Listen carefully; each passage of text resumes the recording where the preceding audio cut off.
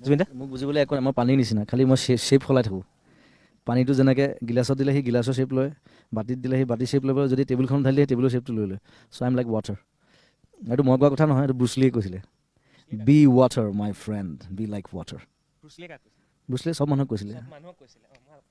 ব্ৰুচলি খুব আৰ্টিষ্টিক আছিলে চবে যদিও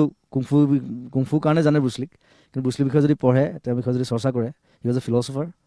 আৰু তেওঁৰ কথাবোৰ বৰ সাংঘাতিক তেওঁ কৈছিলে যে মানুহ ৱাটাৰ নিচিনা হ'ব লাগে পানীৰ নিচিনা হ'ব লাগে য'ত যেনেকৈ মানে দৰকাৰ হয় তাত শ্বেপ ল'ব পাৰিব লাগিব চ' ইয়'ৰ ফিজিক্স আৰু mind you should be like water আৰু এটা কথা কৈছিলে যে water is the softest substance আটাইতকৈ কোমল সেইটো বানপানী চলি আছে সেইকাৰণে মই মিলাই দিলোঁ কথাটো তেতিয়া ব্ৰুচলিয়ে কৈছিলে যে কিন্তু ৱাটাৰে যেতিয়া পানীয়ে যেতিয়া ভাঙে পৃথিৱীৰ হাৰ্ডেষ্ট পাহাৰ চাহাৰ চব ভাঙি শেষ কৰি দিয়ে কিন্তু দেখাত এইটো আটাইতকৈ ছফ্টেষ্ট সেইটো কেতিয়াও দুখ নাপায় পানী মাৰিলে দুখ নাপায় মানুহে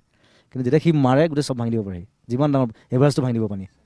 চ' be like water my friend